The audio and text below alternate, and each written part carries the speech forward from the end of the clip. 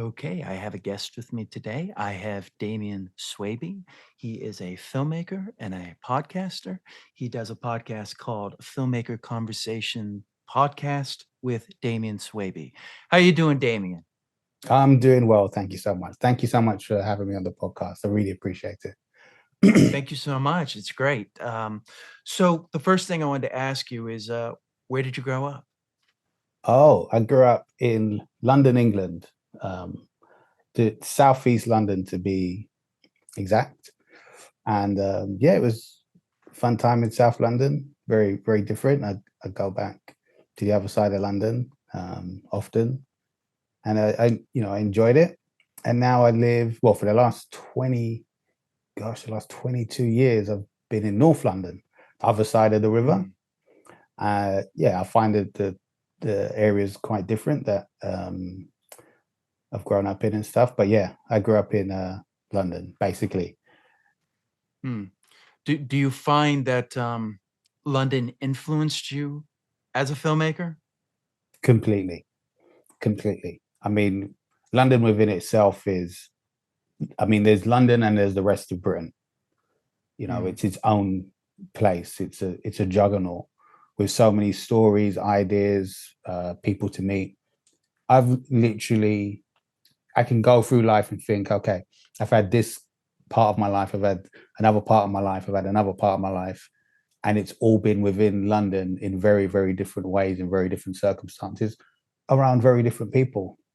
You can literally live in London and you can be around the corner from, oh gosh, I forgot his name. How can I forget his name? Tom Cruise's film Mission Impossible. There's a blonde British guy in it. Oh, I forgot his name now. oh man. In the first one? Are we talking in the first film? I think the first one, yeah. The Definitely Brian the De first Palma one. one? Yeah. I think he did, and he was in maybe the second and third. I can't remember, but basically I'm saying someone who can be in that film Yeah. um, Yeah.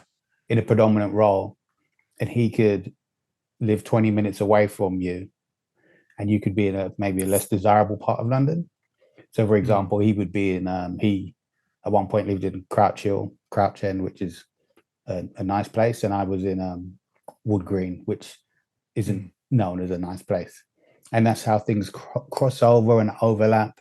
And it often feels like people are living on top of each other or living alongside each other, but yet they're living in very different worlds. And I think when you have that to learn from, influence you, inform you, it can have such an impact on how you see the world, especially if you travel a lot like I do, and how you create stories and podcasts and interview people and everything like that. Do you think it sounds very similar to like New York City, which Yeah. I've lived in, but I didn't grow up in New York City. You growing up in London, you were probably exposed to a lot of things at a very young age. Do you think that Mm. that influenced you as well?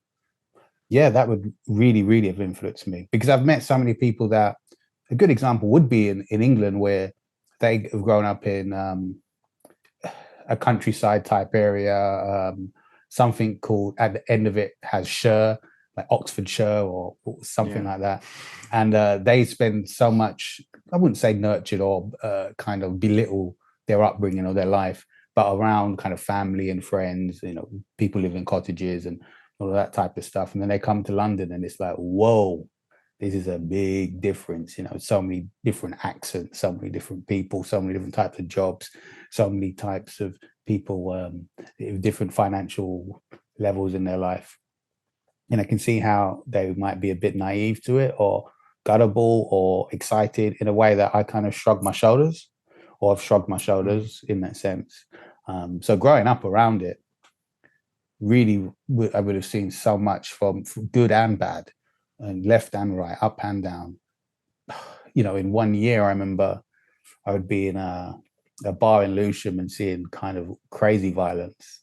The following week, I was in a bar across the river, and it was just, completely different. Completely Mm. different.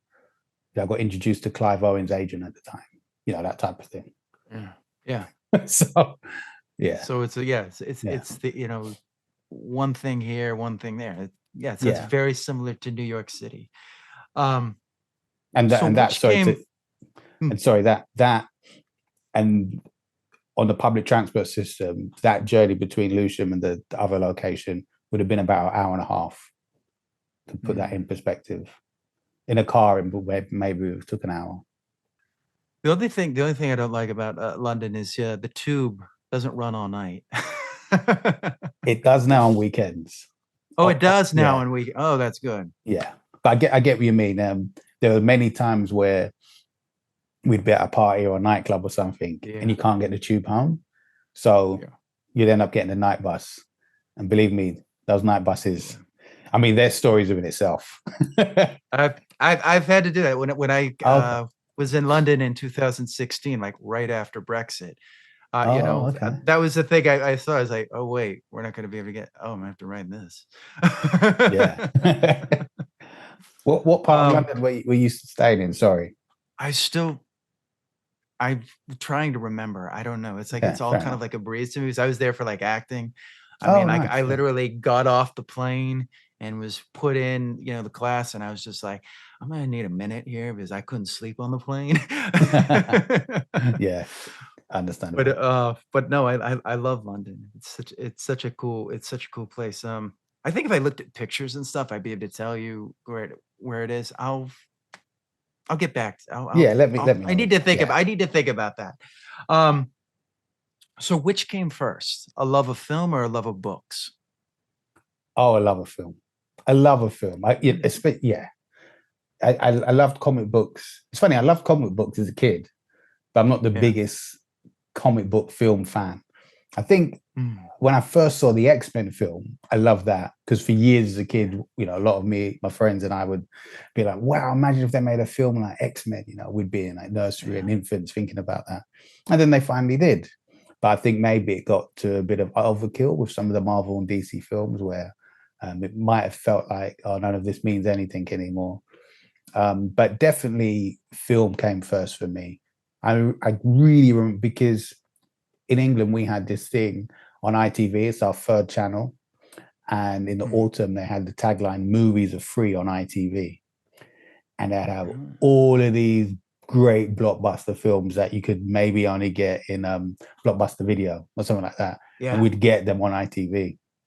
So autumn, for like 2 years or so as a kid, it was brilliant. Some of the films, and what I liked about back then, it would be the range of films. So you would still have, say, an obvious kind of blockbuster like Beverly Hills Cop, which was Mm. a juggernaut success in England as well as America, all around the world.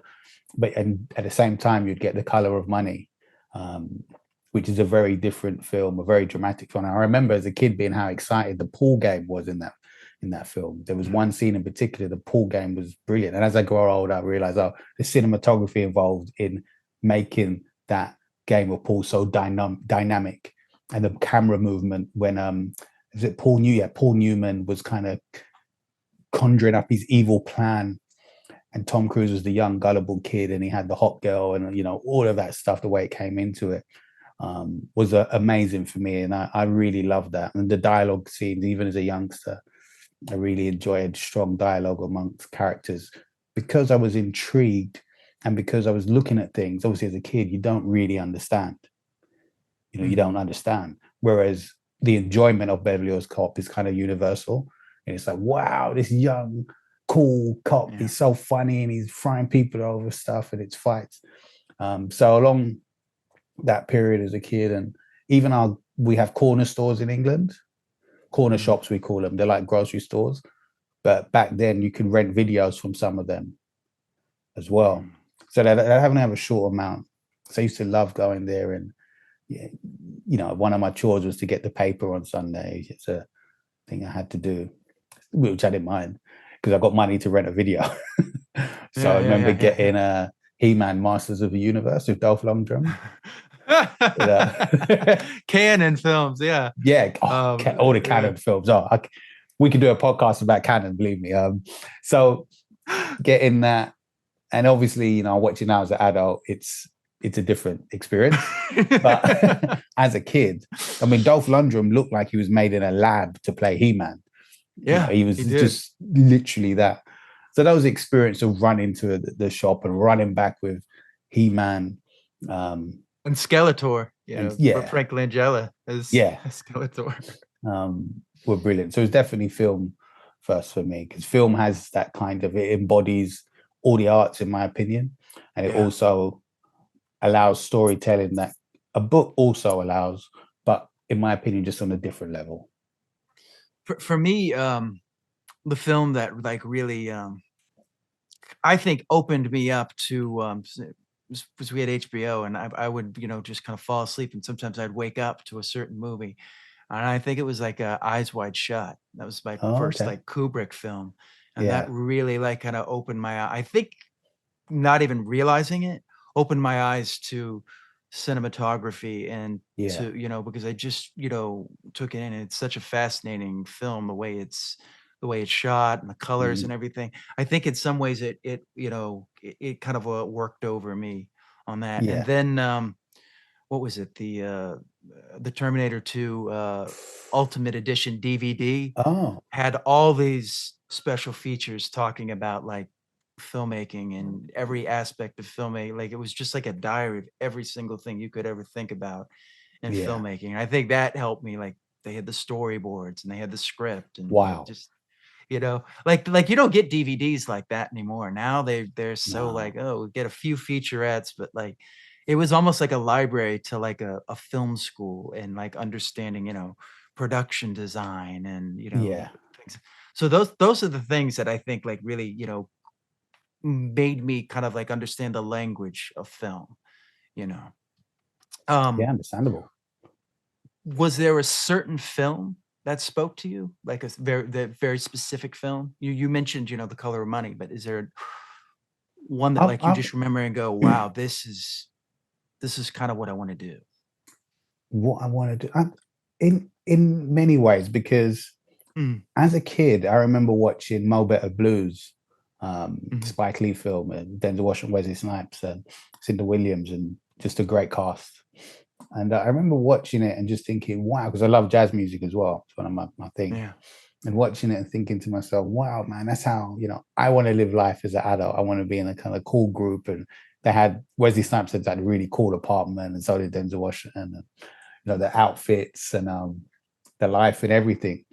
So that spoke to me on that way. And to this day, just seeing how they were lit on stage was really amazing. It just the elegance that was brought to that film, what we saw on screen with a predominantly black cast. I haven't seen at that point, and maybe even Mm, now, I haven't seen that type of elegance in terms of the cinematography, which I was really drawn to, and the story itself, and the choices the lead character had to make, being a player with two women that both adored him and everything. So that really spoke to me in terms of, as a kid, looking at my future and imagining what it could look like if I was yeah. in that type of situation. But it was an amalgamation of films that spoke to me to make me think, oh, okay, what do I want to do? Because when I think of the digital era, because getting into film, as you know, if you was going to say, oh, one day I'll make a feature film, I just get some 35 millimeter Fujifilm stock, I'll just get some lights with that, then it's impossible, but in my opinion, for many of us, unless we have a Yeah. certain disposable income. But the digital era allowed us to pick up DSLRs, mirrorless cameras, that we can get software, script writing software. We can order some of the great books. Roger Corman's book I ordered many years back. I got it on eBay for like £2. That's like $1.50. So I could educate myself with various courses. I could do all sorts of things to enable me to get into the filmmaking and video producing situations. And the reason why I thought about it like that is because I watched a Barry Jenkins film called Medicine for Melancholy. And that is a really kind of small story. It's a feature about a couple. Well, no, they're not a couple. He would like the man would like it to be a couple, but Mm, I won't give any spoilers away.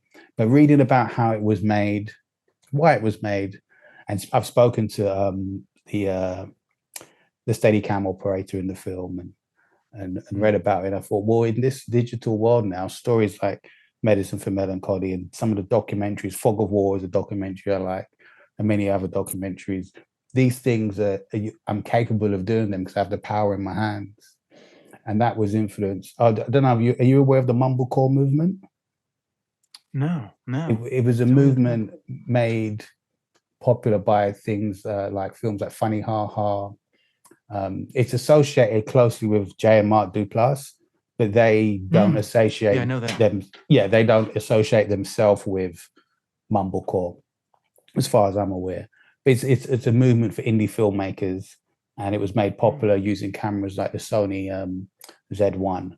So you could go in, run and gun, guerrilla style filmmaking with small crews. So it was reading about people like I mentioned, and thinking about how they've told their stories, and even scenes like from 9.5 Weeks. Not the kinky ones for anyone listening. I mean, like even though Kim Basinger does look a certain way in that film, but I digress. So the film, some of those scenes could be made in this indie digital way that I'm a part of and love being a part of. And that's what made me get into things, because of the amalgamation of information, the way stories are being told, the way that I knew I could tell these stories without having to rely on, because I'm, British, I live in England, basically government programs, British institutions, and a formulaic way that doesn't desire any kind of responsibility to different top storytellers. I didn't want to be a part of that. So this is why and how I got into filmmaking. Interesting. So you didn't go to film school? No. I learned a lot.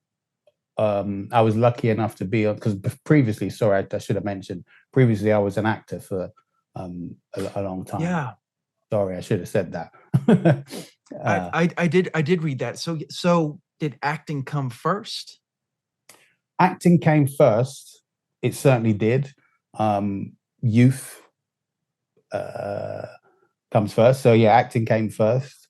But I was lucky enough to be on set a lot of the times and look at camera operators, speak to directors and producers. I mean, most of the time, I'd find myself at lunch speaking with crew members rather than cast. I was always drawn to what everyone was doing and why they were doing things. Because I remember I did one commercial, particularly the last commercial I was ever in. I remember walking into the studio, and the lights were as big as Texas. That's as far as I was concerned. They were huge. And I was thinking, why do we need all of these lights? Because we're shooting in broad daylight. I had no idea. But all those things interested me, and the whole process. So because of my acting experience as well, and I wasn't getting auditions that I wanted, I started to create my own short films for my own showreel. And that enabled me to kind of work with some of the crew members that I previously worked with as an actor and get a further understanding of cinematography, editing, and all the rest of it. And some people were really lucky, let me come on set for some of their projects, outside of me being on set as an actor. And I went from one place to another in that way. I made a kind of transition. I was enjoying the cameras. I was enjoying all the knowledge I was getting. I was enjoying reading about this digital era of filmmaking. And I thought to myself, the acting is kind of going to die now. And I'm going to concentrate on making docs and films and things like that. So let's backtrack a little bit here with the acting. What was it about acting that spoke to you now? Well, I like to perform. When I look back now, I think, was it acting or was it performing? So if I was capable, would I replace acting with dancing? I like to perform and be a part of stories. And whether it be serious stories or fun stories, I like to be part of stories. And a lot of the acting now, and I'm not dodging the question, please don't think I am, it's quite it's a blur, because it wasn't the best experience. And the last 4 years in all honesty, I was a guy that was just like, I don't know what to do. Because a part of my process of going through things, I have to look around me. And I thought to myself, I'm not sure, not just me, how many people around me who have this career, who are at rehearsals with me or whatever, are going to have a career.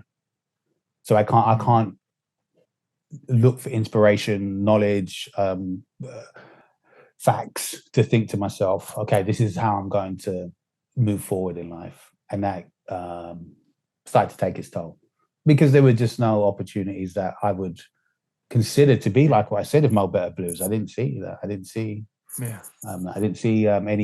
no scripts came my way that were like The Color of Money, that's for sure. So I just, that was that. Did you do a lot of stage? Mostly stage, stage. But you guys have the best stage. I mean, this stage is, in England, that's where it's at. It has a great reputation, but one of the things I do like is news stories. I don't like. I can't say I don't like, but a part of me thinks, well, how many times can we see Macbeth? How many times can we? These are classics. That's fair, but there are news stories out there, man. There are different things happening, and a lot of those things that are, that do get made like that are kind of a pay-as-you-go theater.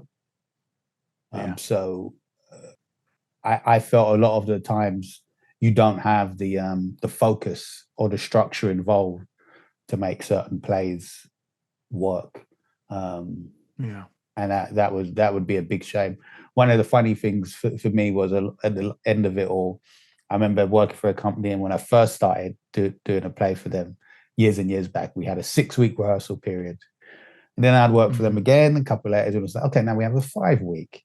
And then it was, no, we have a 3-week. And it got to the point where I think the last thing I'd done with them was a 1-week rehearsal period. And I thought, so the money's shrinking, the opportunities are not there, the conditions are not there. It's over. Yeah. Did you have a process for your acting that you kind of followed? It really would depend on what the project was about. And in the last 4 years, or 3 or 4, I was doing a lot of repeat work. A lot of new work wasn't coming in, and I was really, if I'm honest, really relying on commercials. I was really relying on getting commercials because I was in financial problems, and even that, the last commercial I got was the cheapest with the less pay. It was the worst pay I ever had. And I've noticed now, and I've spoken to some other actors I know, the pay hasn't really changed since 12 years ago. So 12 years ago, I was thinking to myself, I can't afford this. I can't. And 12 years later, I'm like, well, how could I have? And I wasn't in a certain situation where there would have been a group. If there was a group, because I know a group of actors that are fabulous, but they're in America. And if you can work together in a group and think, how are we going to grow? How are we going to do this? Let's decide on the plays we will write within a workshop. Let's decide and make decisions on hiring this theater. When you become a starving artist and you're 110% proud of your work, I think that is an amazing thing. But if you're a starving artist and you're starving, you're not proud of your work. That's the worst. That's a bottle of whiskey a night. all of us know that. Yeah. All of us know that. And then you see the final project and you're like, yeah. Or you're on stage. Put my head down. I mean the last film I did, oh my God. Yeah, I remember seeing the final project and jeez. Yeah. So that was just like, why even? Yeah, it's like, why? Yeah. Why did I even do anything? Why do I wake up? Why anything? Yeah. Yeah. I meant like, do you have like a certain, like, did you go the traditional British way of style of acting, or Meisner or Stanislavski, or what was your discipline, I guess I would say? When you say, that's interesting, British or US way, because from the way I learned, it would have been a mixture of both. I think maybe that's because I would have had a less not going to drama school would have meant I would have had a less traditional way of learning, I think. So I would have had because I think at like what RADA, like they just, for the first year, they just spend, the first several months, they just spend like just pretty much dissecting sentences and just, saying the sentence this way, saying the sentence Okay. that way. It's all very language based. I'll show you. Bear with me 1 second. I'm just going to grab something. Yeah, absolutely. Let me see. These are the two first. We all know these books. Yeah. We all know those books. So, yeah, that's the problem is though, with those styles is they had months and months to do rehearsals on those plays. And that's why a lot of that stuff worked, I think, in that time period. I don't think it takes into account what has happened now, which is that's the first thing they cut. Like you said, 6 weeks, now it's like 4 weeks. That's like, 2 weeks, put it on. It's ready it's on its feet, Yeah. I remember I was at a play with a guy who, it was actually measure for measure. The guy didn't nice. have his lines. He didn't have the lines memorized. He was playing the not what's his name there, but the guy who comes to Claudio and kind of comforts him or whatever. He didn't have his lines memorized, so he took out a book, and like when the reviews came out, oh man, he got massacred. He was just reading, he's just reading or whatever. But you just can't. Yeah, you can't. So because physically he is cut an arm off, if you get what I mean. If he's got the book in his hand and he's looking down, it was absolutely horrible. It was hard. I'm this is one of my first plays, and I'm sitting there like trying to act, and he's got the book. And the critic of my town knew. Like he was like, yes, it was great watching him read his, gave like one of those like witty remarks. You know how critics yeah. Cruel and entertaining. Like some of my favorite things to listen to read is like Roger Ebert's like just destruction of a film. It's witty, it's precise. It's so funny to read. I mean, it would be awful to be in that movie, Oh gosh, yeah. Well, yeah. Wow, I mean, we don't really have that anymore. We're film critics that are like witty and because he came from journalism, so he knew how to really. Now anybody can just go on YouTube, like me. I'll give a review on but it's not Roger Ebert where it's precise. Every word is this, and he's truly taking you into his article. But yeah, no, I know exactly how you feel about doing work where you're like, oh, I'm not very proud of this. Yeah. And sorry, the book I showed was Stanislavski. Just in case someone wants to know. An actor prepares and character building. Yes, building a character and an actor. Building a character. Yeah. And then I think there's like a third one. I think those are the two ones, and then there's the third one. Those are great books. So talk to me about because you do a podcast, Filmmaking Conversation Podcast. It's Filmmaking Conversations Podcast with Damien Swaby. Yeah. Talk about how that kind of came into about, because you started that, quite early, like I think 2015, Oh, great. 2015, I started a podcast with a friend.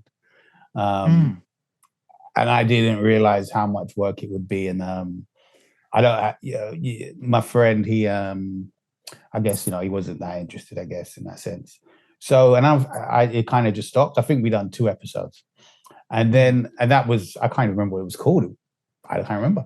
And the Filmmaking Conversation. It was so good. It was that so good. It was that good. I don't even remember it. Yeah, it was that good. I was just so excited. I just don't even remember. So, but 2017 is when I started Filmmaking Conversations. And I forgot how hard it is. And I said to myself, I'm going to do a 3-hour podcast. No problem. And I'm going to have 3 guests, and I'm going to do that. And I did it once for 3 hours, and I almost fainted. I couldn't do it. The prep for it, the interviewing, the scheduling, couldn't do it. So it kind of modified over time to what it is now. And it's been going, since 2017. I really enjoy. I've spoke to a variation of people. And one of the things, I used to listen to a podcast called Film Method. I'm not sure if you remember or heard of that one. And I'm sure you may have heard of Film Courage. It's a Mm. YouTube, but that Yeah. used to be a podcast. And I used to listen to Film Courage. And I thought to myself, so much of part of my knowledge that I was talking about earlier in terms of filmmaking came from the Film Method and Film Courage podcast. It was my early knowledge. And I thought to myself, some of the questions some of the questions that are coming up on those podcasts are things that I would ask or I wanted to know.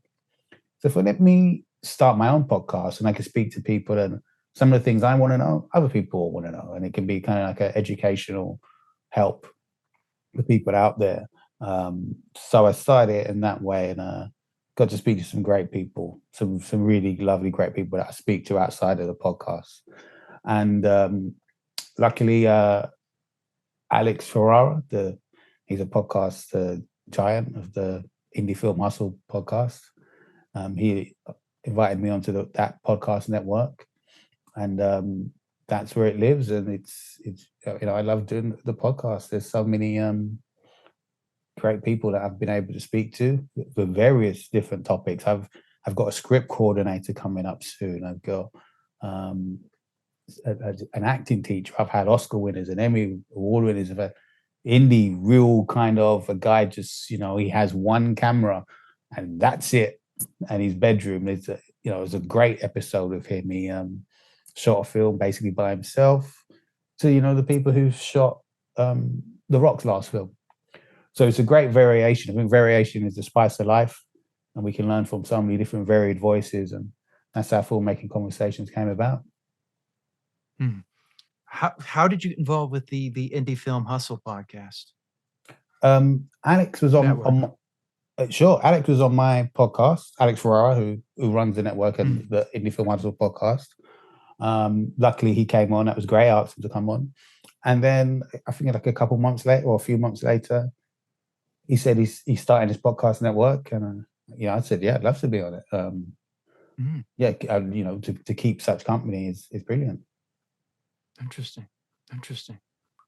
So, getting back to your filmmaking, what do you hope to convey with your films? Like, what do you want to do with your films? Oh, great question, because I always ask myself that, and it modifies, and changes over time. It really does. But one thing I want to do is make sure people are able to watch a film with a voice, because often or not now films are made and they don't have a voice, in my opinion. I want someone to feel something, and I want to spark conversation when you leave the theater. I want you to be in the car driving home or walking home or on the bus, or when you turn off the laptop or your smart TV, and think, what did I watch? And I want it to be a part of society in that way, to open up cultural norms and things of that nature. Is there a specific director or style that you've leaned towards? Oh gosh, director wise, it's all over the place. I mean, Richard Linklater is someone who I really, really like. What he's done with some of his films is brilliant, and his approach to indie filmmaking early on in his career, just so bold and dynamic. Really, really is. Spike Lee, is another one I really like. Kevin Smith. I mean, his debut was, I think every indie filmmaker likes his debut film. So the guys like that. I mean, on a bigger level, not since that bigger level, on a higher budget level, I like a lot of Cameron Crowe work, who's very different from them. He's more of, I would say, works in a different commercial light, almost in some ways. I like Cameron Crowe. There's so many. I'm probably going to kick myself when I get off the podcast. I think, why did I mention X, Y, Z? But in terms of my kind of indie film sensibilities and having something to say, that's why kind of the original three spring to mind. What about Steve McQueen, the director? not the actor. I haven't seen a Steve McQueen film, but I clearly know who he is. I've seen a bit of 12 Years a Slave. It was Good film. It was on, but I'm very interested in the stories of now. I can't say how it is in America, but in England, there's a lot of stuff about slavery that all my life growing up. And I don't know what I would get now from watching another film about slavery. And I'm not knocking him or anything. I just the abundance of choice that we have now. Yeah, I'm just not. And I think Chiwetel, the lead actor in it, is brilliant. He's a brilliant actor. But no, it's not. I haven't seen any of his films, so I wouldn't. I would suggest you start with Shame. Shame is the film he did with Michael Fassbender. That's a really, just a really honest portrayal of somebody going through what he's going through. It's just really in your face. What I like about Steve McQueen is he's not afraid to, like some directors will pull back. Let the director, let the audience kind of get a breath. When he starts to go into it, he just, pushes on that gas. In 12 Years a Slave, the scene that, Lupita, probably won her the Oscar. I mean, like the tension. I remember being in the theater and, people are just like on the, the edge of there. Sorry, tell a lie. I just, because you said film, it kind of threw my head. Sorry to interrupt, but I had to interject because I haven't seen his films, but there was a series in England called Small Axe. I think I've heard about that. Yeah, and but again, it was about England. It wasn't about slavery, but it was about England and when the Caribbean community, a bunch of us came to England, like my grandparents' generation, well, before my grandparents' generation, actually. And he did something about that. But again, that was kind of, it's like the past. And there was one or two scenes where I think may have been a bit too family friendly for my liking. So there's it's a director's choice. It's not a bad thing. But I think, and forgive me if I'm wrong, because Small Axe was a series, and I'm not sure if he directed all of them or just this one in particular. But there was an incident with a policeman and a potential suspect, and the policeman beats the guy up with a baton or something, because policemen here don't have guns, like walking around with guns. Yeah. So he beats him up with the baton, but we don't get to see the guy getting beaten up. All we get to see is the van go past slowly as it happens. And then afterwards, it kind of goes to a fade dissolve or something like that. But we hear, stop hitting me. But I kind of, in that scenario, want to see, and I think England needed to see the kind of treatment that can happen to someone when the police bring out their baton.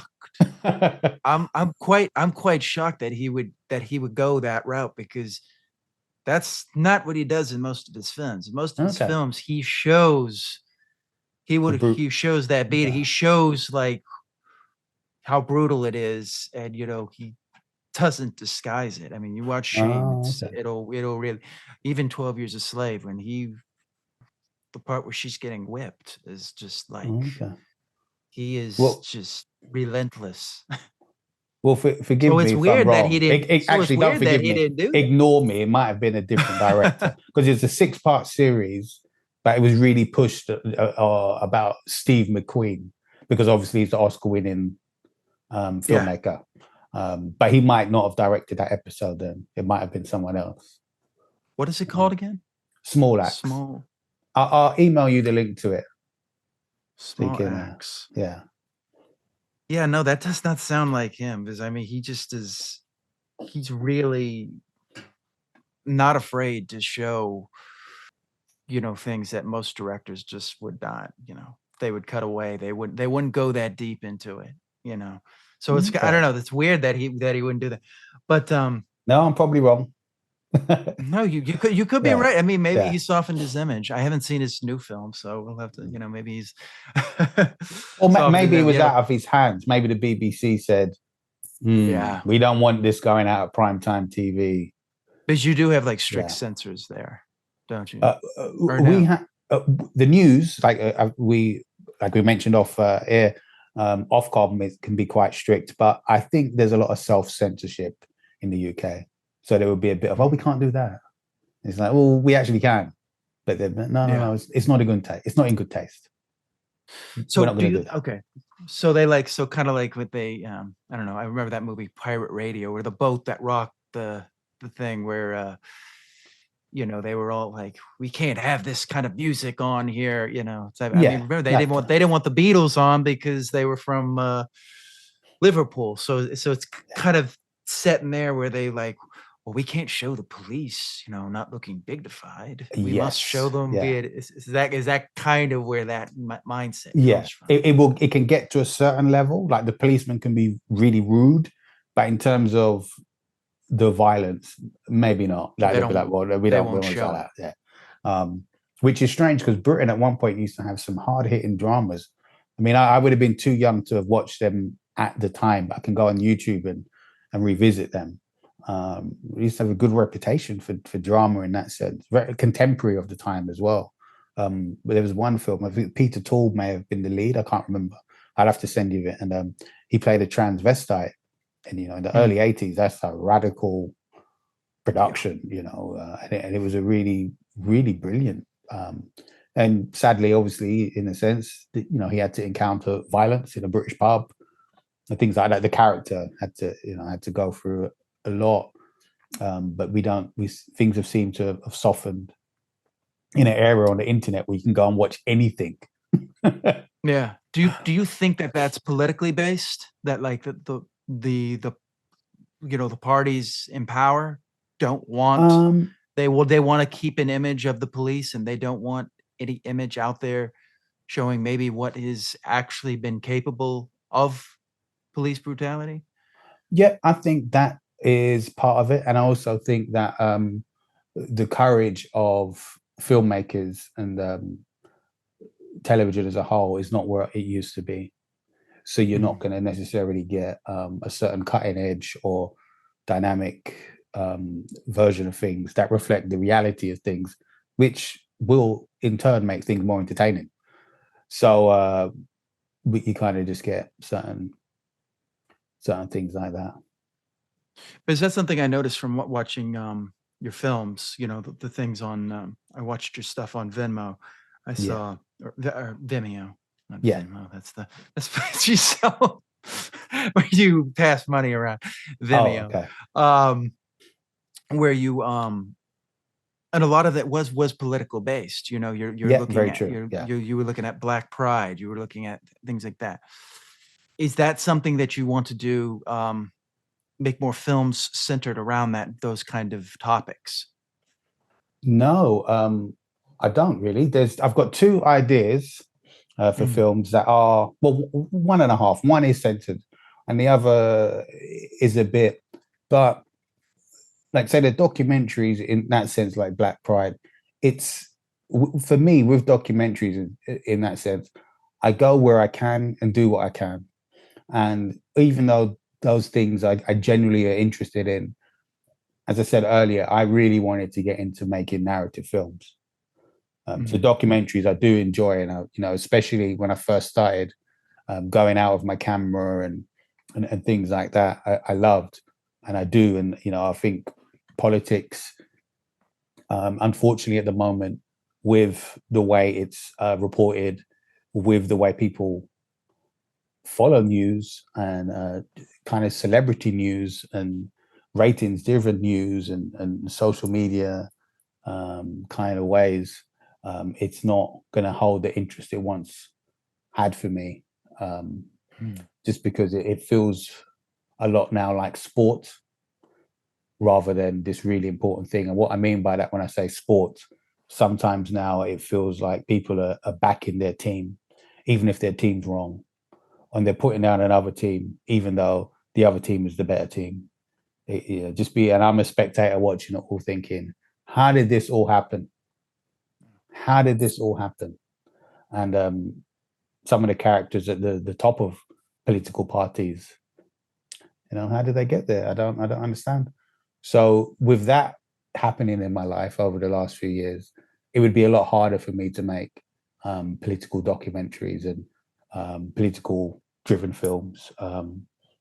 It would be hard for me to do something about Black Lives Matter or and things like that, which is a shame, because one of the things I would do is a great thing I did when I got my first Rode Video Mic Pro mic, and that's a microphone that sits on the top of a camera. And I thought, okay, the best way to know if this works, I'm going to go out and make a documentary of it. So it arrived in the post, and I put it on the top of my camera. And I went out, and it was called By the Polling Stations, or the Polling Stations, or something like that. Because we have, you go to a polling station to vote in our local elections. So I went out and just started doing Vox Pops with people, asking them who they're going to vote for, why they're going to vote for who they're going to vote for, and things like that. I got some B-roll, some cutaways. I think I put a voiceover, some captions on it.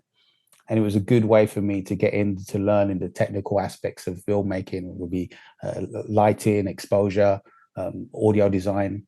So it was great in that sense. And I really enjoyed the doc. Even if I watched it now, I can see the problems with it. But for me to run a test and make a documentary, it was a really good moment, a really good thing to do. Whereas now, without being maybe arrogant or whatever, I don't really need to do things like that. I know better in terms of audio and lighting, exposure and things. So I wouldn't do that. But in another time, I've mentioned fog of war, and there are other kind of politics I'm interested in. There's I can't really. There's a certain Jamaican politician I know. I would love to do a documentary with him about economics, Keynesianism, and things like that. But something like that, I would require a certain amount of funding. It's not one I could fund myself, because I have other projects I'm partly funding. But no one's interested in a Jamaican economist and Keynesianism. I can't even get the word right. In 2024, because there's no kind of showbiz or glitz and glamour or polarization in it. But I think it's a very interesting subject, and historically what that means to not just Jamaica, but I think for the world. Again, seeing someone in a country in a completely different light than we would ever see it. But they're just interested in the polarization. They just want something that you can make this, is this bad? Is this good type of thing? Yeah. And the kind of screaming and which is it's just not me, man. Yeah. No, I get that. Can we talk about your new film that you're looking to work on? Okay, cool. Yeah, sure. Let's talk about that. That film, I whereas, like I said, I come into things without the structure of film school, like a lot of us. But I think Spielberg and a few of those guys walked out of film school for different reasons, whatever. But this script, it's only now after 10 years, I feel like I'm actually a writer. Like after 10 years, I can put a script together, and I think this screenplay is worth doing. It's okay. It's really worth doing. So this new film, it's about a couple.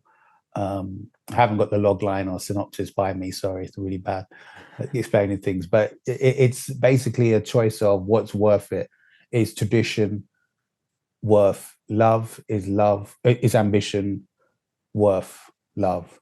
And they're at this conflict stage where someone rooted in a tradition, is that enough for him? Is someone desperate to fulfill their ambitions? Is that enough for her? And they're in this couple. And I wanted to explore things. I like to explore things and have certain themes in my film. So in this film, it would be a case of the ambitious girl saying to herself, I can't stay here, but I can't go. That type of thing. And I think a lot of people have been through that. And the traditionalist, her boyfriend, coming to terms with the fact that this traditionalism that I'm living with and putting my father's dreams and ambitions centered in my own heart is holding me back, but it's also keeping me together. So these are the things I look for when I'm writing and want to explore.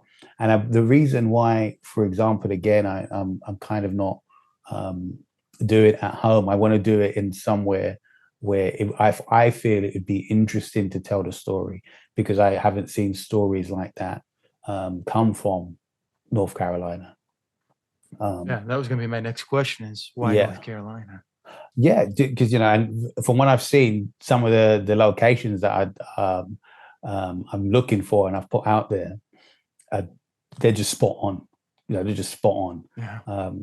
and it just seems perfect to have these people there and to tell this story there, and that's why I'm going there to do it. It really is, and I'm really interested in these other places that are not necessarily known for film having stories told there. Me telling this story in New York would seem a bit silly, in my opinion, because we've had so many couple New York stories. You know, I mean, Woody Allen's done a million of them. That me telling it in London might not be possible for various reasons. There's other places I potentially would go, but I need to see an enthusiasm, and I've seen a great enthusiasm from North Carolina, the people there, and various other things. So this film, again, it would probably be it's going to be a small crew, not probably, it's going to be a small crew, that indie film sensibilities, and practical lighting for the majority of it. And things like when we film in the arcade, the buzz and the lighting and the energy will be absolutely brilliant for the film, because you still get those moments where they'll be on the beautiful seaside environments where you see sea, sand, rocks, and that's where some of the delivery is made by these characters. And I also wanted to explore things like this traditionalist not being seen as a one-dimensional character who kind of wears dungarees and chews tobacco and you know, kind of silly things in a sense. So he's also, one of his ambitions, because he has an ambition, is to manage the female soccer team, so he can say, look, we need to embrace women in sport, and we need to let them have their time, and it can't just all be for men. Yeah. So giving this person a three-dimensional point to his existence is something I really want to do with characters in my film. The same way the girl who's an artist, a painter who wants to go to London to fulfill her dreams, still has that sensibility she learned from her father about the idea of being at home and the warmth and the greatness that comes from believing in family. Similar to as we spoke about earlier off air about Amy Mason and her being a model, but she still has all of these different layers to her. And if you met her, or if someone met her in in a pub or whatever, you'd think she's someone who just works in a grocery store or something. You wouldn't think she's this model that's traveled across the world for the majority of her adult life. So those are my kind of thoughts on the film. Interesting. What screenwriters like really speak to you? Is there a screenwriter that? Well, I would say writer directors, and I would have to say, I think being a filmmaker, I've kind of just seek out writer directors rather than writers per se. So when I watched Before Sunrise or Before Sunset, that was written by Richard Linklater and Kim Krazan, who I was lucky enough to have come on my podcast, and she's a brilliant writer. I think that film in itself, the way dialogue travels and moves, is just two people. I think that's the type of thing that really resonates with me. The ability for the story to speak in that way on screen, I think, is fascinating, because film is a visual medium. Yeah. But if you can have two people basically talk for a whole film and it be good, I just find that a really brilliant thing to do. I can't remember his name, but someone who wrote the film about Rappaport. I think it was an actual stage play at first. And you have two men sitting on a bench for basically the whole film, two old men. And and I think that's such a challenge and such a unique way to be able to use this visual medium. And the great thing I also think about that is, for me, as someone who primarily makes films on such a low budget, it's great to see how things could be possibly done if I said, okay, I'm going to have these two characters in North Carolina.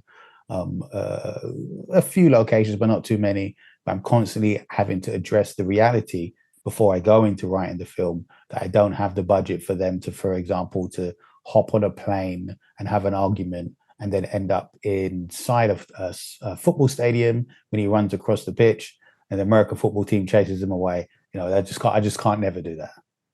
You know, that budget just can't exist for me. So those are the type of writers and those are the type of reasons why. But I just adore that before sunrise, before sunset series of films. And I'm not too keen on the last one, but the first two are brilliant. Yeah, it seems like the third one always just doesn't hit it. Yeah, it's so hard to hit that third one. Yeah, I feel with that series especially it would have been better for me to not have seen them at that age, because I think once they get to that age, the kind of romance of it feels. But I might have to watch it again. I've got it. I might watch it again. I don't know. I've never seen any of those films. Let me tell you why. Okay. I mean, I've had chances to see them. I want to see them, but I want to see them in the movie theater so that I'm completely not disturbed. Like I'm one of those that will like wait till it'll come on, and I can sit in a theater and watch it for the first time. There's just something about the theater that it's amazing. I don't know. I've waited so long. I'm like, surely somebody's going to put the trilogy up and I'll be like, okay, I'll go all day and watch all these. There's another film that takes place in just like one location is, have you ever seen that film Locke with Tom Hardy where he's in the car? It's really, he's just in a car driving and he's just talking to people on the phone. And that's the movie. Wow. I'm going to watch that tonight. Yeah, you got to watch yeah. that. I'm going to watch that. I want to make sure that I gave you the right name for that. But that's, it's a small little film, Locke with an E. It's a 2013 film. And he's just in a car the whole time driving. Wow. So they're just driving in like a Lincoln, and it's just it's really cool. It's an interesting film. I love films like that will go for something that ambitious. I mean, I don't know if it'll be for everybody, but that's for true. They did a really good job with what they did. What are you hoping to do in the future? I know that's a stock question, but I gotta ask it. no, fine. In the future, I'm hoping to basically what I want to do in the future is always be in a position where I can make an indie film on my own terms. And what I mean by that is I want to be able to tell the stories I want to, where they are financially viable and they resonate with audiences across the world. So a lot of the things, for example, in North Carolina, I want to be able to go to show this film at places that might not have films, so like art exhibitions and places like that where this film can be shown and people can discuss it afterwards and almost come to terms with what they're seeing and what they think about it. And I'd love to do that around the world rather than I've seen a lot of people have premieres. And I think for some indie films, and then roll out the red. I've filmed some of these premieres, like behind the scenes stuff, and they have like the red carpet and people wear the fancy suits and stuff. And I kind of think from a real micro budget indie perspective, I'm not sure if that's the best allocation of resources. I would prefer to take it to an art gallery and say to people that here's the film on this screen and we're going to watch it in a more of a low key but more emotionally attached way. And I want to be able to make films that I can produce that will be around for people to watch in that way. I would love a short theater run in certain locations and certain places, but not in that type of way where I would be someone have a mic in my hand and I've got a suit on and I'm saying, well, I made this movie and that I wouldn't. In North Carolina, we have a place called the Independent Picture House, which is a really nice independent theater. It was formerly the Manor. You actually interviewed one of the people that talked about it, Jeff Jackson. Oh, Jeff. Talking about, yes. Yeah, he's a great guy. Yeah. he talked about how when you did the interview, the Manor had just closed, and this is the same people that own that, creating one that's now, not owned by the larger theater companies. Yeah. That kind of destroyed a lot of the independent film theaters in this Yeah. in this city. In Charlotte, North Carolina, is the AMC and Regal gobbling them up. Yeah. And it was Yeah. like, but then they weren't able to show the older films, and it's like, that's what I like about these, smaller theaters. It's like they'll show older films, and I can go and, see something I may have never seen or have always Yeah. wanted to see. And it's, I don't know, I like to rediscover it, Of so. course. Yeah. I watched Yeah. Raging Yeah. Bull on a big theater screen, and it was such a different experience than watching it on the TV at home. It's and I felt like I really did rediscover it. And all those sounds he used in that Yeah. movie, that just, the sound of a garbage truck backing up, I think, is one of the sounds that he used for being in the ring. It's like, you wouldn't think that those would work Nope. in that, but it does. It's that, to me, I love that film. That's such a good film. And sorry, to answer your question properly, in a sense, yeah. One of the things I really want to do, I'd love to be in a position where every 2 years I can make an indie feature. So it's consistent. It's like you write it, development, pre-production, production, post-production, you on to your next one, And I would like to collaborate. So kind of right. Richard Linklater and Robert Rodriguez. Yeah. You just like it's a constant lifestyle of filmmaking and collaborating with people that would be able to help in the logistics or line producer or even legal. I've spoken a lot of lawyers in entertainment. Yeah, I saw that. And I've worked for a law firm, a couple of them as well. I don't know how this has happened in my corporate video producing life. So I definitely like that. I just really appreciate the fact that we're in a situation now where we've got so many tools that we can use, and I really want to utilize these tools. I really do, and it would be a shame if I, because I haven't really made anything in terms of narrative film in a long time. Life just kind of takes you one way or the other. Yeah. And I've kind of said to myself in September that has to change, and I have to find a way to be inspired, to be consistent, to be able to do it in the way that I would like to. I love that. Let's end on books. Let's talk about your love of reading. Talk about how you discovered that. Well, when I was a kid, it was a kind of being shown libraries. I remember the first thing I saw was a soccer magazine called Match. And just being in the library and thinking, wow, you can get football magazines here. Wow. So I'd be there all the time and I'd read them and getting them out. Yeah. Sorry, soccer magazines. No, I know football. Yeah. We should call it football because the fact ours is called football when we don't even use the feet except for punting. It's kind of ridiculous. I don't know. I think it's the rebellious nature of the American. They're just like, well, they're calling it football. Well, we're gonna call it soccer. It's like I don't even know, like, where did we come with? How did we get to soccer? Did somebody just like see socks and then it's soccer? That is a fact, because I don't think anyone else calls it soccer, so it's different. Oh no, it's football. It's embarrassing. It's like, why do we call it that? Soccer. And, doesn't even sorry. And so I started to see that, and the library also had CDs. As I got a bit older, I noticed, like, wow, you get CDs here. I remember Prince's first album. I remember getting that out of the library. So there were so many different elements at a younger age. And then as I just got older, I just remember really just taking a liking, feeling really at home in this place. One story, I'll be completely honest with you. I remember at one point, I don't know if you have it in America, in my early 20s, I moved out to add a flat, and the electricity key. I don't know if you have electricity keys or card. You can go to like a convenience store and they'll put some money on this key. so you can have electricity for the week or the month. No, we don't have Okay. that. That's Okay. pretty cool. Well, Although I think it'd be there's a kind of catch. scary.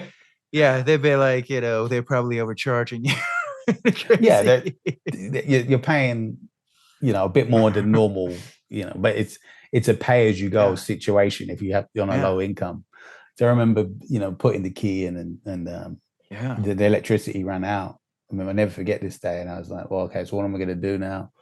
I've got work. I haven't got any cash, whatever. And I remember going in the library. This was like as more into I had just turned to an adult and just sitting in there for a day and just getting, like a Cornel West book and just reading that and things like that. I was just, and I would just spend, and from that, it just trickled on time and time and time.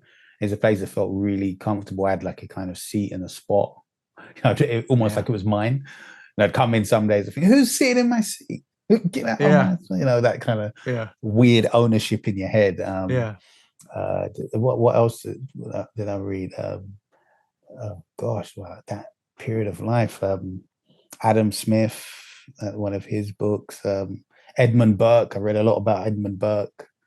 It was a really eye-opening. I wanted to read about things that weren't around me, and things that I love that you mentioned Dr. About. Cornel West. He's he's very political now. Yes, yeah. I mean, the book itself was political, but it just came by. It was next to a book Cosby had written, and I thought, well, I know all about Cosby. Well, I thought I did. That's changed. Yeah. So the book next to it was Cornel West. Yeah. And I think I said earlier, but off air, that's one of the great things about going in a library is you might not necessarily know what you want to read. You might not necessarily know a book you have any interest in, but happy accidents happen, and before you know it, you're reading with Dr. Cornel West, and you're reading about Edmund Burke, and you're reading about curiosity, bell hooks, reading all sorts of things. And a photography book, I can't remember what it was called. I remember picking it up and thinking, okay, understanding the mechanisms of a SLR, not a DSLR camera, single lens reflective, and that was really interesting for me. Just thinking, just reading that book about photography and how the camera is made and why, it made me understand why some of these cameras are so expensive, because there's so much that has to go into it. And the art and craft of making one of those cameras, back then, I'm talking about, this would have been the year 2000 or the year 2000. So it was a different time. You didn't have DSLRs everywhere like you have now, or your phone can take a beautiful photo. It was about thinking about that kind of mechanism and being acting. I mean, I'm looking at some of the books I've got now. The complete Carl Allensworth play production handbook. It's a big book. And I remember reading something, thinking, I'm going to buy this book one day. Once I've got some electricity, I'm going to buy this book, and going out and buying that book. And I've always kept that close to me on a bookshelf downstairs. And it's always been there. And another thing I like to do, sorry if I'm going on a tangent here, I probably have been most of the podcast. Keep going. No, I love this. I like reading books that by someone I wouldn't necessarily talk to. And I think that's a powerful thing more people should maybe look to do. But I mentioned Spike Lee and Richard Linklater. I've got a book by each of them. But I think I've got more books by people whose opinion I don't necessarily share, because I think that gives me a good counterbalance to the way I'm thinking personally. Can you give us an example of one of the people that you don't share? Yeah, sure. I mean, like some of the things maybe Jordan Peterson may say, I might think, okay, make your bed. That's a good thing to say. But other things he says, I think might be a bit divisive. Nothing personal against him or anything like that. But I think, the 9 rules of his book and things like that are good to read for me. and things like that. A bit of a biography on Hitler. I mean, Hitler would never share a yeah, beer if he was alive today.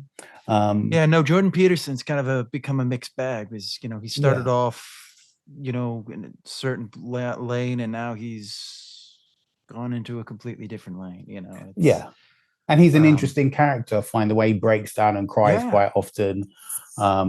Recently, he said he was. I'm not saying it's bad to cry or anything, but it's just interesting because he's quite forthright, and then he starts crying, and it's like, okay. But that's the great thing about books; it puts you into the mind of someone else. And then the other term, someone like Bell Hooks, I would agree with on many things, and I can't stop reading about her. You just hit to me, really the nail on the head of books. It puts you in the head of somebody else. And I think that's the thing that, like, especially if you're an actor and you're trying to get into somebody else's head, get a book about somebody in that head, in that kind of frame space, and you can kind of get an idea of how they may think. It may give you ideas. It may not, but it's that's the thing that I think a book can do, is really do a different narrative. Film, I don't think always can do that, but sometimes the book will lead you to, because how somebody reads a book is just, it's to their own experience.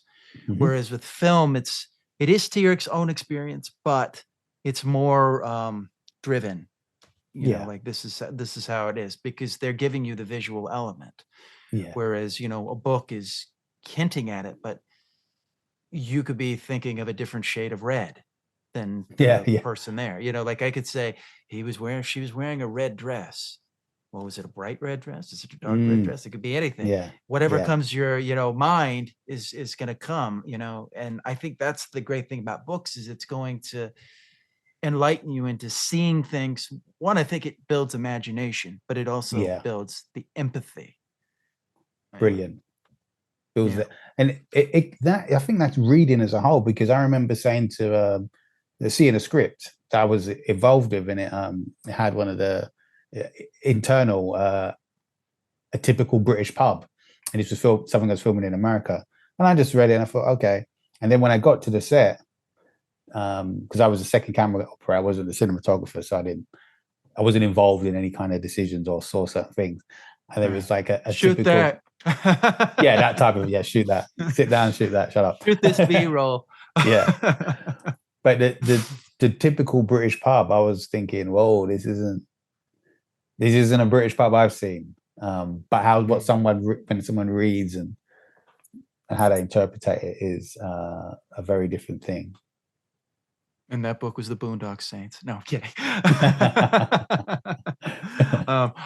Another, interesting independent filmmaker.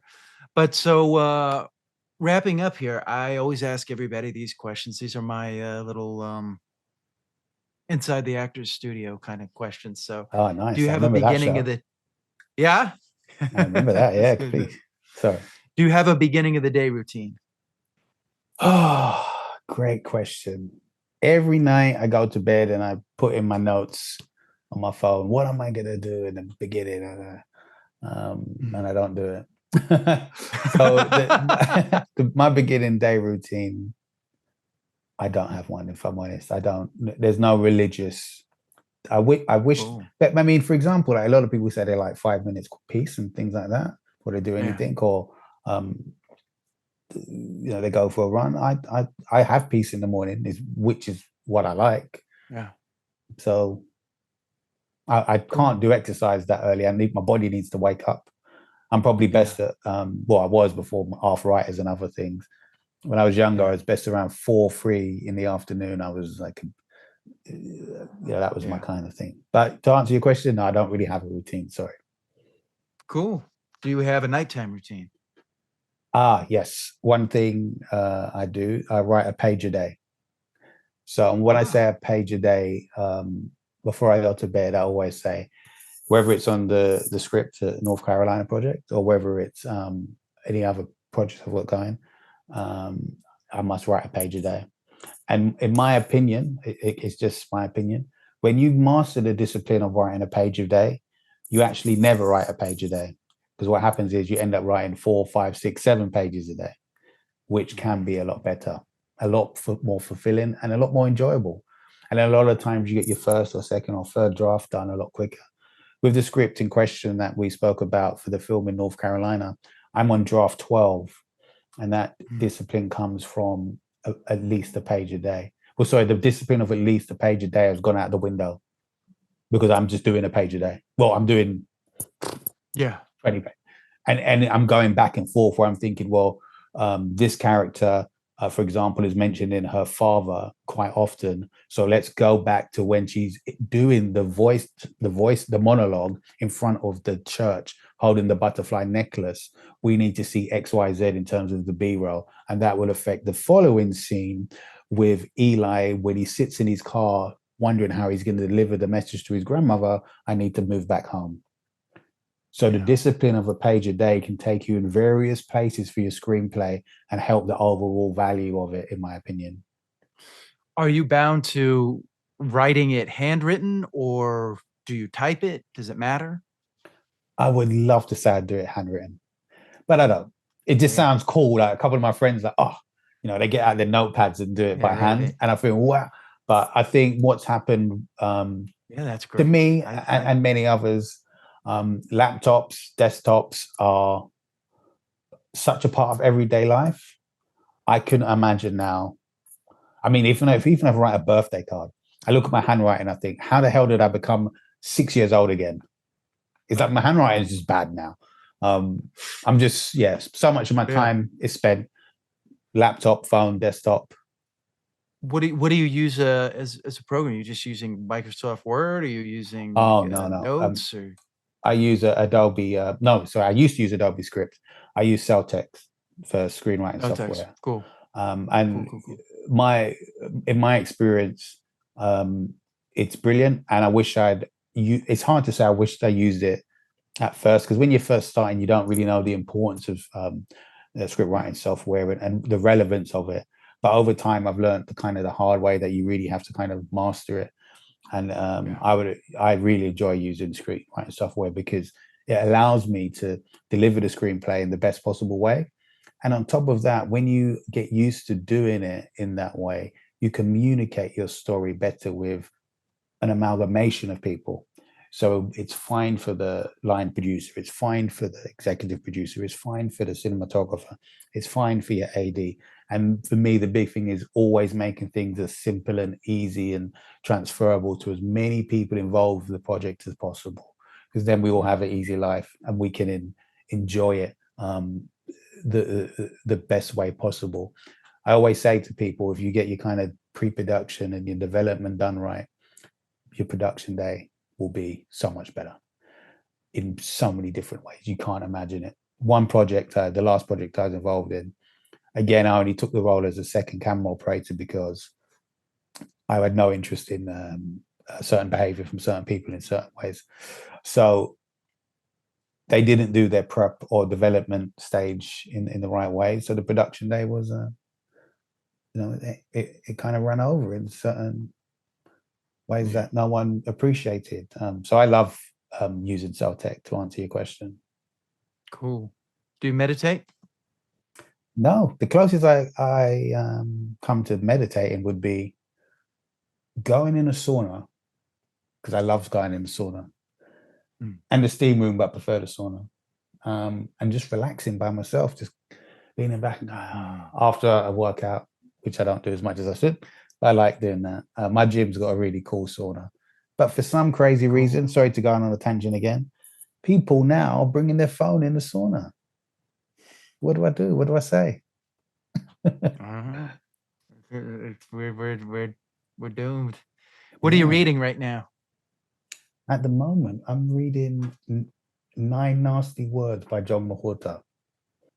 John Mahorta. I'm pretty sure I'm pronouncing. Let me grab it again. Sorry. Let me see. 1 second. 9 Nasty Words. English in the gutter, then now forever. Transform. Yeah, I know that author. I don't know about this book. Huh, interesting. So it's all about how English, I guess how curse words came about. Yes, well, that is a big part of it. Another part of it is why we use words and why so for example, why do Yeah. men say huh and women say hmm. Oh, that's interesting. Yeah, things like that, Oh, wow. yeah, like why do we the choices and the things like that. So again, that's just understanding kind of language in a certain way. Linguistics, I think. No, is it linguistics or linguist? I can't remember the exact word. In that way, I believe can help me develop characters in certain ways if I Yeah. have a further understanding of things like that. Well, the great thing about being in England, especially London, is you're surrounded by so much language Yeah, around you. yeah. Whereas here, we have a tendency to speak lazy. I mean, also the English, you guys speak with keywords. You know, you hit keywords in your sentences, and you'll find with a lot of American speakers, it's just kind of flat. I had to hire somebody who kind of went through kind of the RADA program to teach me how to get out of that. Oh, You know, how to do that, because I was like, that's language is a problem here. I don't want that to be there. Plus, I do like tongue twisters like every day, just wow. a sonnet, everything. I'm always trying to make my, tongue as facile as possible. So you could just hand me anything and I'll be able to do it, because I'm always training. But anyways, Brilliant. this is too I much love about that. me. No, no, it's What are you great. listening to right? What are you listening to right now? But music wise, Hmm. or a group called Butcher Brown. They're like a um, jazz funk outfit, but they're really good. I mean, the lead guy, from what I can tell, he's a great player, and but he can rap as well, and it just comes out of nowhere, but it works. So I Oh, really love wow. the group Butcher Brown. Yeah, their track front, the live version of their track Frontline that they performed at Paste in New York was brilliant, in my opinion. It Mm. was, and it takes a sample, it's a sample of a sample. So, for example, when I was a kid, I listened to a Tribe Called Quest, and I didn't realize a Yeah. lot of what Great they band. used were samples. So they Yeah. sampled, in their own words, a sample from a Tribe Called Quest track called Electric Relaxation. Mm. And I love Tribe Called Quest, and I love listening to Butcher Brown, and I love the idea that um, these young guys have revisited a Tribe Called Quest, and Yeah. using part of them as an influence. Because we always have to, I believe, from the time we start revisiting the past, it may be detrimental to our growth. So I'm a big believer in Mm. revisiting the past. What are you watching right now? What am I watching? Oh gosh, what I've recently come into? It's maybe not, people would say it's not the most artistic or whatever, but I'm late to the table and I'm watching Grey's Anatomy. Really? Yeah, Grey's Anatomy. yeah, that's my, Wow. I never would have thought I of getting that. no, it's, I think what I've noticed. Have you heard of the show? Oh gosh, I forget. This Is Us. Yeah. Yeah, I know that Yeah, show. so it's I think it's been quite a while since I've watched network television because of Yeah. all the streaming and stuff, and I kind Yeah. of I'm not necessarily impressed with some of the way that some of the streaming shows are, and I've Mm. lent towards going back to network television, and I've landed Interesting. on Grey's Anatomy. It's almost Grey's like Anatomy. watching that type of show. Again, I'm revisiting the past, but it feels like something new because I've been so long Yeah. without um, Yeah. those type of shows. I think it's an ABC show, I think, or Yeah, it's someone. an Yeah, ABC show. It's yeah, part of Shondaland, as they call it. yes, The yes, yeah. Scandal. She's brilliant. I think She she's is. amazing. What she's done She did with her Bridgerton, career. Bridgerton's, Yes, stuff. the She's most done a lot. successful period drama. Fair play to her. Really? Yeah, Wow. yeah. I She still haven't she watched took that. Bridgerton. I haven't watched it either, but I respect from what I've read about it and Yeah. how she got done and who she puts Yeah. behind the camera and things. She's Yeah. she's really good. So That's yeah, I'm good. watching Grays. Have you watched, you got to watch The Penguin. That's some of the best TV Oh, ever. See, and this is another thing. I'm going to contradict myself here, Yeah. and say a lot of these streaming things, XYZ. But I watched the first episode of Penguin and the second one. Yeah. And it's HBO, isn't it? Yeah. Yeah. Yes. Because I was like, there's something about HBO that they just offer a certain quality that you just can't. It just feels like maybe Netflix and Amazon, they just can't match. But this is like one that like really like sticks the landing with all the episodes, and that's rare. I didn't like the House of the Dragon. I thought that was the second season. I just felt like it was just kind of like they were prolonging what they were setting up for, and then like, it'll be in the third season, and we're like, really? We sat around here while you're dragging us along, to get there. But I mean, part of it was the strike, that I understand why I did that.